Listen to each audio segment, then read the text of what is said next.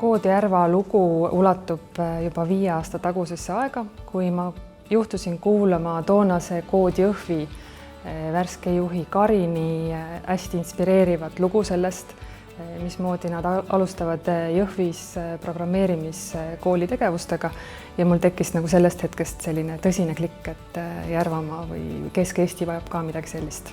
Koodjärva on programmeerimiskool, mis annab inimestele võimaluse saada IT-alane haridus kodukohast lahkumata 12 kuuga tarkvaraarendajaks. Koodjärvas õpib kokku 31 õppijat, kes on küll koodikooli mõttes 7. lend, aga meie enda Koodjärva esimene.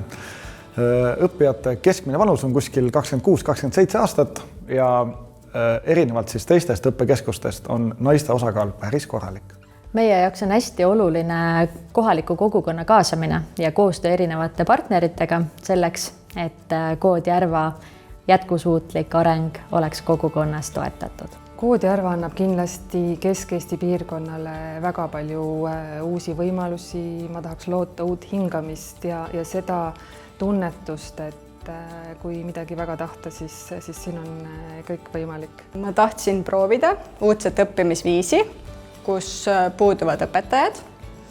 Ma loodan, et ülesanded, mis kooli poolt antakse ning kaasõpilased on piisavalt motiveerivad, et ma sooviksin teemade kohta rohkem õppida. Kuna mul süsteemiteadmised on olemas, aga koodida ma peaaegu praktiliselt ei oskagi praegu. Koodjärva pakub hästi praktiliselt ja hästi hands-on sellist kogemust, et sa päriselt õpidki seda, mida sa hakkad professionaalselt tegema, et see ei ole see võib-olla kuiv teooria, mida sa ülikoolis õpiksid. Koodjärva on kõige lahedam asi üldse.